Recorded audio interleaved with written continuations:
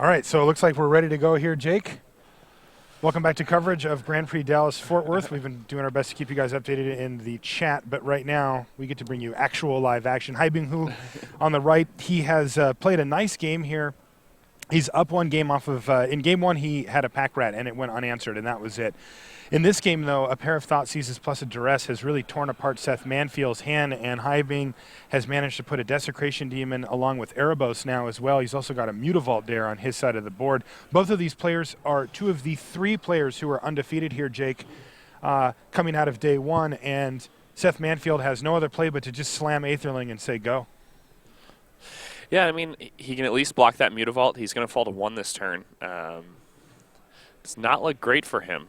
Actually, this is really bad because this is going to activate Erebos, God of the Dead. He's going to also activate his Mutavault, and this looks lethal. Yeah, now, even if Seth goes ahead and blocks that Erebos, he's dead. He's a and that's going to do it. We Yeah. came back just in time to see Mono Black in the hands of Haibing, who defeats Seth Manfield. So Haibing is going to improve to 10-0, and there's a chance he's the only 10-0 coming out of this round, as the other undefeated player, Christopher Burris, he's playing down. So, if he were to lose, then Haibing Hu would be the only undefeated player. Yeah, Chris Burris also playing a Mono Black Devotion deck. He is battling against Matthew Sewwell, who is X0-1, playing blue-white-red control. There's a deck we haven't really seen. Yeah, this is a let deck, alone at 8-0-1. Yeah, so this is a deck. I'll have to take a look at the list. I did a deck tech with Eric Froelich a few weekends ago. He was playing, this American colored control deck, red, white, blue, and I think the deck is sweet. I personally love this color set, and it seems to be pretty well positioned. Let's see, Erebos, God of the Dead here on our feature match screen. But, it's one of those things where, like, if you're going to play a control deck, you really do need to play blue and white. The question is, do you want to play red or do you want to play black with it? And some of the players have been opting for red recently.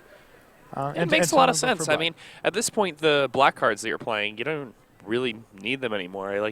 Most players that are playing Esper are playing Last Breath over things like Doomblade or Ultimate Price anyway. So Thoughtseize ends up being the decider there? Or? Yeah, I mean, Thoughtseize is definitely the best card you get access to out of black. Yeah. But red, you get Anger of the Gods, which is kind of like a 3-mana Supreme Verdict. It is, and you also get Supreme Verdict if you want it. You definitely want both, right? Right, and you also get access to Assemble the Legion, which is an interesting win condition against some decks. Like this mono black deck doesn't have a good way to deal with Assemble the Legion outside of a card like Thoughtseize. So yeah, Assemble the Legion's really good against mono black. There's no doubting that at all. Yeah, and it only costs 5 mana. It takes a little while to get going, but it gives you inevitability against essentially any deck. So interesting to mix up the win conditions a little bit, but we see there is a win condition on board for Matthew Sewwell here. He's sitting with an Aetherling and 1,000,000 mana to back it up. So he is going to be putting huge pressure on his opponent, who's at 10. Has to be careful not to fall down to 8 here. Ooh, it looks like he may have just done that. That would make it a one-shot. Though, if he finds a removal spell, he can keep that Aetherling from killing him for a turn. But this starts to get pretty sketchy for him pretty quickly, doesn't it? Yeah, I mean, this is the ideal spot for Aetherling. I mean, your opponent needs a card every single turn to deal with it, and the moment they don't have one, you win the game, and there's no way they're going to kill your Aetherling. Like, he would need an actual 5 spot removal spells here. Right. All right. Nightveil Spectre, though, can start to help. So he's, yeah. Just to help keep up on cards. Wow, Sphinx's Revelation now for Matthew Sewwell. He's also got a Last Breath in hand to take care of that Spectre in case he views it as a threat, even though in reality it's not even that big of a threat. All right, so here comes Aetherling. Now, that Erebos is not active. Is that correct? Wow, so he's actually going to let his opponent block here? It's pretty surprising to me. Going to go for a Doomblade. All right, he must have just suspected that there was going to be a removal spell either way, so he's going to allow that. And he's going to play a Detention Sphere. And in response, Christopher Burris is going to use the activated ability from Erebos to draw himself a card, lose a couple of life, and Erebos is, in fact, the target of that Detention Sphere, so down it goes. And Matthew can use his Last Breath if he wants here. Decides not to. I think he was considering if he wanted to use his Lathras or maybe even his Supreme Verdict to get rid of that Spectre, but he decides not even worth it since he's got Last Breath in his hand anyway. Passes a turn back. And he's actually just going to take a hit here from the Spectre. That's a little odd. It is a little odd. And, yeah, there are 2 Temples of Deceit there, so he's actually going to let his opponent have a Jace Architect of Thought here. Yeah, just free Jace. Yeah. That's pretty good. You got to wonder if you just fire off that Last Breath there, Oh, huh? definitely. I mean, 8's pretty much the same as 4. You have an Aetherling on the table, right? Yeah. Now he's going to get a chance to look at a few more cards and maybe find a removal spell to keep that Aetherling at bay another turn. Looks like he hasn't managed to do that here, as Desecration Demon is what he's going to draw, though he has a Hero's Downfall in hand, Christopher. So he's bought himself another turn. I actually found myself in a similar situation recently playing Standard where I had a Night Veil Spectre on my side, and I ended up being really, really behind to an Aetherling and hitting a sideboarded Pithing Needle with my Night Veil Spectre from my opponent. And played it, yeah. So I didn't even know. Like, I didn't have any outs in my deck, but I'm just playing it out because that's what you do. And then he's like, "Nice," and I'm like, "Yeah." Nice. So there are sometimes weird things that pop up occasionally like that. I mean, I don't know if Matt Sewwell has Pithing Needles. I don't know if he would bring them in. It's possible. I mean, they do come in against decks that run Underworld Connections. Underworld You Connections. can name the land that the Connections is on. Yeah, that does happen. So. All right, and here's the Sphinx's Revelation for 3 or maybe 4 from Matthew. Just 3. For 3.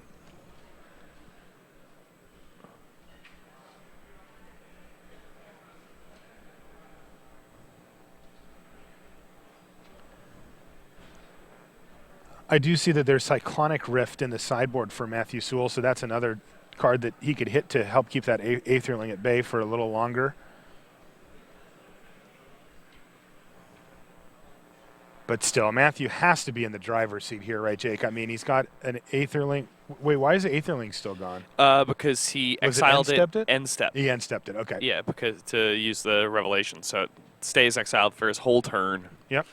Comes back later on. Scryland looks at it. There's some fun tricks you can do with that. With what? With the Aetherling With stuff? the Aetherling stuff. Like yeah. what? For example, like let's say you have a Supreme Verdict in hand that you're going to cast. You can exile the Aetherling on your opponent's end step, and it's not playing your turn, and then you have 1 more mana to work with on the next turn. That is a So fun you're playing trick. your You weren't Supreme kidding. Verdict. Yeah. Fun tricks. Matthew got 'em. Sewwell, I believe he also has an elixir. Yeah, there it is, an elixir of immortality. He's going to play it right now.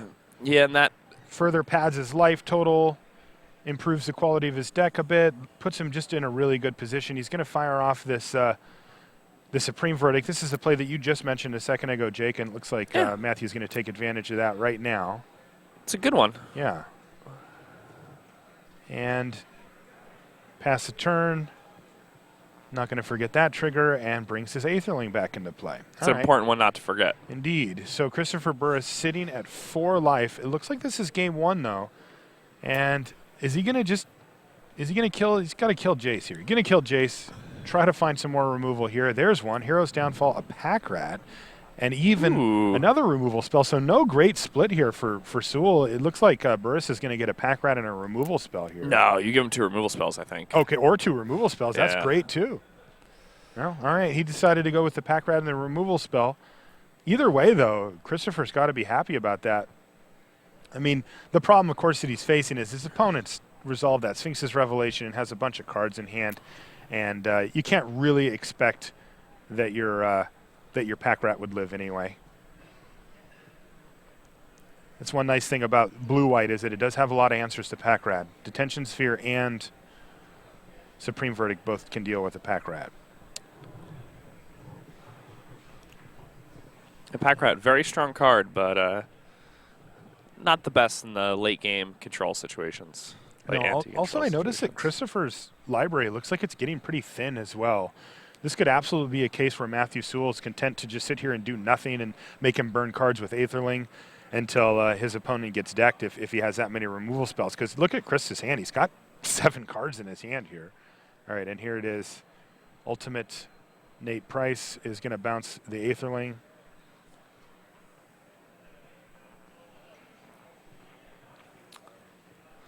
But I mean, now he pretty much has to verdict, right? Because can he just die to rats next turn? Well, Matthew's at 14. He's got an elixir on the table, so he's really at 19. And he also has a Sphinx's Revelation in his hand, too. So there is a question of whether. Well, that's I the mean, case but anymore. Christopher will have 4 rats on Matthew's end step, and then he could tap all of his lands and make another 5, and then. Well, I don't think he's got 9 cards. Yeah, well, available he doesn't. But I think he probably has 5 Yeah. cards, and then Yeah. that's plenty. Yeah, I mean, he needs to get rid of the rat. Even There's no doubt 4. about that, and he does that here. Thought sees you. So I think we're going to see a Sphinx's Revelation in response here and just blast it off for the full amount. I don't think you can blast off the full amount because the Aetherling, but you can blink the Aetherling. Oh, yeah, first. sure, of course. It looks like he's going to kick things off by blinking the Aetherling, though. Yeah, that's interesting. So he's actually only going to get it for a couple? Does he just let him do it then? I think you might just let him do it. It is kind of interesting. Yeah.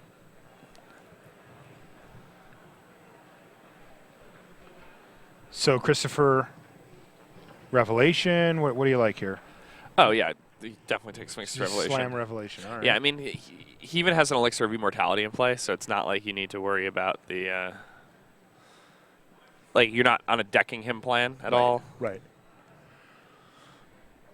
And here's the Desecration Demon for Christopher. And another one. All right, so a pair of Desecration Demons does represent a ton of damage in the air here. And he's going to crack this Elixir, shuffle his graveyard back into his library, gain 5, put himself back up to 19. This is getting a little more interesting here, though. If Christopher can keep... I mean, remember, the overarching factor to this entire game here, though, is that Christopher must have a removal spell every single turn for the rest of the game, or else he's just dead.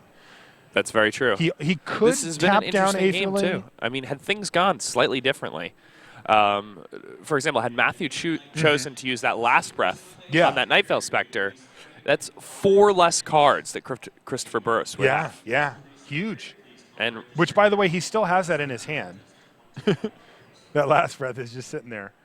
All right, wow, not too bad. Elspeth, a Sphinx's Revelation. Anger of the Gods, not going to do a ton here. So he's going to get a Sphinx's Revelation or an Elspeth. I think I would take a Sphinx's Revelation. That seems completely reasonable. Oh, he's going to go for the Elspeth. He wants to be the aggressor here, it seems.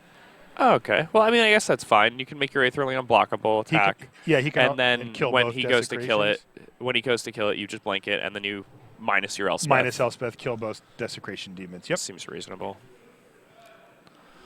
One of the lesser-known modes on Elspeth, the lesser-used modes. It doesn't come up as often as I thought it would when I first read it, but it is very you kill Blood powerful Barons when with it it. comes out. Yeah, there you go. That's like the #1 thing I've used it for. That's huge. Yeah, Blood Baron's so difficult to get rid of in this format.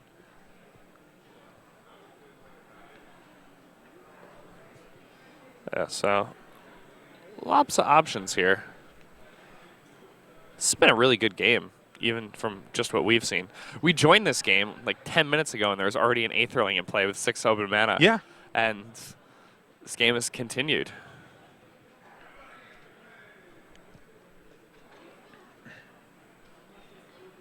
Oh, that's an interesting order. So he's going to play as Elspeth first.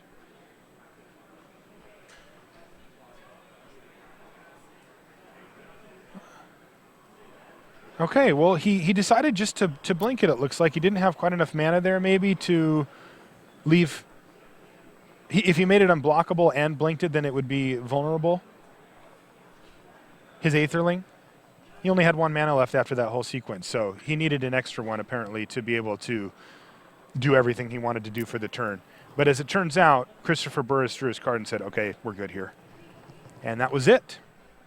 So we have a Game 1 winner, Matthew Sewwell.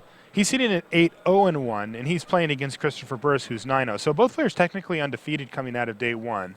Yeah, though Sewwell did 2 pick of up the 4 undefeateds. Did pick up 1 draw, which I'm not surprised after seeing his list. Yeah, it doesn't seem like his deck is very good at winning matches. And once you get those elixirs in there. Well, I mean, it's obviously a good deck, but by winning matches, I mean in a timely fashion. Right. Yeah, taking a look at his list, as far as win conditions go, he has a pretty standard lineup for control decks these days. He's got 2 Aetherling, an Elspeth, and an Assemble the Legion. You'll see some combination of Aetherlings, Elspeths, and Blood Baron of Viscopas in the Esper decks between 2 and 4 win conditions usually. Yep. And in these red, white, blue decks, they obviously don't have access to Blood Baron, so you'll see Assemble the Legion pop in there instead. And then he does have the 1 Elixir as well, which is interesting as well. Yeah, we've seen a lot of Elixir of Immortality this weekend. Yeah, just a 1 of in the deck. Yeah, it's a very it's a blessing, you know. You It's a blessing. it is like that's what we call cards like that, right? That's funny. Cards where you get to shuffle our graveyards, and get right. some little added bonus. I see, right. Some other interesting cards he's got 1 Turn and Burn, which is really sweet in the format. It's a little clunky. It's another way to get Blood Baron. Yeah, one of the few ways to kill Blood Baron for sure. He's also Lots got of interesting plays you can make with that card, actually. He's got a couple of Essence Scatters, which is a card that seems to have fallen out. Like, I don't see it too often out of... It's so good, though. Yeah, it's weird. It's one of those cards where you're kind of like, how is this not around more? Yeah, I would not be against playing a lot of that card in any deck. Yeah, It's and he's running very, 2 of very them good. to complement 3 Dissolve. So he's got a nice little suite of counter magic. Yeah, 4 Detention Sphere is the way that he can shore up. You know, Detention Spheres are basically like his Hero's Downfalls. Like, he gets to play those in the space of a Hero's Downfall. He also has 2 copies of Aetherling, which is pretty strange. Like, most people have, 0 main or 1 main, and he has 2. And I don't necessarily hate that. Aetherling's not as bad as it once was. Like, I feel like a couple weeks ago, Aetherling was pretty dangerous. It was always such a rough draw step because you couldn't even cast it until under the. Did you want to say it? Go ahead. Sure. Yeah. He we're looking at his deck list, and he wrote GP Death Trap for his event title. He is not mistaken. Yeah, of course, referencing that is where we are. Just that we've had some severely inclement weather here. All right, looks like we're back on our way in our feature match area here. We've got it looks like a German Thoughtseize there, Ooh. I believe. Anyway, and he's Thoughtseizing an opponent who has 4 lands, Aetherling, Dissolve, and the Detention Sphere is going to hit the bin. So kick things off with a Scry land for Matthew Sewwell. Keep that card on top, ship the turn back, and let's see what Christopher has for his second turn. Does he have another Disruption spell? Does he have a Pack Rat? No. Last Breath off the top, that's what he left on top with the Temple. Passes the turn, third land. Or he does actually have a Duress now, though. So Jace, Dissolve, Last Breath, land, Aetherling. So this is going to depend on what Christopher Burris' hand is, what he wants to take away here. Jace is the most powerful card available, but it looks like he might have the Pack Rat. He does. He takes a Last Breath, and he's going to slam Pack Rat and say, here, deal with this thing, because you don't have anything in your hand that can do it. Land, go. All right, so Christopher Burris looking to be in good position here. He's going to attack with his Pack Rat. He's going to make a token immediately. He's going to ditch a Gray Merchant and get in there for 2 damage. So the heat is on. Matthew Sewwell up a game here. He's just going to leave a Gray Merchant on top, but he's got to find a Supreme Verdict. And right on time, he draws Supreme Verdict off the top. He's going to take 2 from Hallowed Fountain and get these rats out of here right now. Christopher's got to be bummed. He knows that's happening once he sees it. We've all played against this guy. So. Yeah. and away it goes. So can Christopher recover? Sort of. He starts with an Erebos. That's a good start. It's a very good start. Land, and I think we're going to see a Jace here. There it is. Jace, Architect of Thought for Matthew Sewwell. Is going to go down to 2, reveal another Jace of Divination and a Steam Vents. Just take the 2-card pile, whatever it is. Yep. Oh, yeah, easy. And he does That's that. like best case scenario. It is. He gets to keep the land drops flowing, and he gets to keep the card draw going as well. All right, pass the turn back to Christopher Burris. Can he recover? He had a really nice plan of Thoughtseize, Duress, Pack Rat. It all fell apart, though, when Matthew Sewwell drew a Supreme Verdict off the top. So let's see what he's got here. He's got a Hero's Downfall that he can use to take down Jace. He could get super greedy, draw a card with Erebos, try to hit that land drop. I think that's what he's doing. I like it. He hits a Thoughtseize instead, though. Greed is good. That's an irregular Thoughtseize. All right. And of the cards he can take, Divination, Dissolve, Aetherling, Last Breath. So Aetherling starting to become an issue here for Christopher Burris. Is if he doesn't have an answer for it, it could come down as early as next turn, though likely wouldn't. I mean, he's basically got to take the Aetherling. There's the other factor is that he probably thinks that's the only Aetherling his opponent has. And he's probably like, oh, well, I got it. Yeah, okay. Don't have to deal with that anymore. Yeah, so that's nice. A Guild Gate here for Matthew Sewwell, but he's going to kick things off with Divination before playing a land for the turn. And he's rewarded for that as he hits a Scry land that he can use to try to set up next turn better. Unfortunately, no untapped land to fire off that other Divination in his hand. Oh, no, he does. He's got a Steam Vent, so he's trying to decide if he wants to play a Scry land, a tap land. Yeah, he's going to divinate here. He's going to power through his deck. He's really not under that much pressure at the moment, so this makes a lot of sense. Draw 2, hits his other Aetherling and a turn and burn. And he's going to plus Jace and ship the turn back. All right, so a productive turn there for Matthew Sewwell. Keeps his grip completely full. I believe he's got the full 7 here. Yeah, maybe has, 6, yeah. Even now it's the turn and burn deal with Erebos. Yeah, if Erebos gets active, it's one of the very few ways you can actually kill a god. Though it's a little different because Matthew Sewwell also has access to Detention Sphere. So he can deal with gods if he needs to in other ways as well. But turn and burn's a nice way to do it. All right, draw a card here for Christopher Burris. Is he missing another land drop? He does. He just can't find it. It's been 3 draw straps in a row. Drawing twice a turn still. Yeah. All right, so minus Jace for 2. Hits D-Sphere, land. Going to take the D-Sphere. He's already got plenty of lands in his hand. This will allow him to take care of Erebos if he wants. And there it is. So, and no card draw there for Christopher Burris in response. He just lets it go. That's interesting. What's up with that? I mean, cards are... He needs to hit these lands. Yeah, I'm not really sure what's up with that. Okay. And maybe he's just trying to conserve his life total, though. Against this particular opponent, you think you'd rather have cards than life. All right, Pack Rat, I would think that. For Christopher Burris, is it going to resolve? It's hard to imagine that it would, but it does. And no end-step removal spell even? No. Interesting. Okay. Maybe he has a Detention Sphere. Yeah, we know he has the Detention Sphere, right?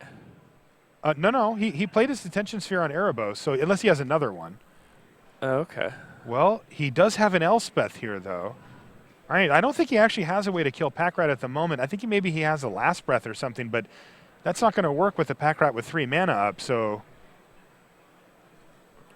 All right, maybe he just thinks, you know what, Elspeth's a lot better than Pack Rat. I can chump block indefinitely. I'll probably find a Wrath or something in there.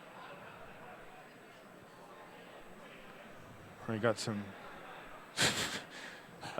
some soldier tokens here for Matthew, and a rat token here for Christopher Burris. So Chris could be right back in this game. He's got a Hero's Downfall, I believe, for Elspeth, and those Pack Rats will dominate this board very, very quickly. Yes, they will. If they're able to go off here. Okay. He's sending us messages. Yeah, he's... It's like the Notebook. It's basically the same. It's the same thing. All right, attack with both Pack Rats. This will put Matthew in an awkward position where if he wants to try to block, he can triple block to kill a Pack Rat. If he blocks like this, he just forces Christopher to make a token, though. But he's going to lose all of his soldiers. Which is fine. I mean, he gets to untap with double Planeswalker. Well, this is the awkward spot, is that, remember, Christopher Burris... Wow, they're all dying. He just let his Pack Rat die. Pack Rat's dead. Oh, no. Doesn't it have 1 damage on it? Yeah. It does. Oh, no. Horrible. Because he wanted to set it up so he could Hero's Downfall, but he didn't realize, I don't think he realized that he was going to lose all of his Pack Rats there. Oh, that's terrible he just lost for Christopher. A Pack Rat. He lost 2 Pack Rats to an Elspeth activation. He needed to hit a land. He needed to hit a land drop there so that he could or not attack. He either needed a land drop because he needed to kill Elspeth that turn. That was clear. So, but he needed to make a Pack Rat if he was going to be able to attack, and he couldn't do both. He decided to attack anyway. Matthew Sewwell put the pressure back on him, and he paid the price dearly. losing his entire board state here. So, yeah, Christopher's going to have a really, really tough uphill climb here to try to get back in this now. It's going to be rough at this point. It is going to be very, very, very difficult. He's got multiple removal spells in hand, but now he's facing down an Aetherling with infinite mana on the other side of the table, and I got to say things are looking really good for Matthew Sewwell to remain undefeated here and go 9-0-1. He's got one draw on his record, so not pitching a perfect game, but he's pretty close. And Christopher Burris is on the verge, 2 turns away potentially here from picking up his first loss of the weekend. Not the way you want to start day 2, but still in a good position. So this Aetherling at this point is lethal.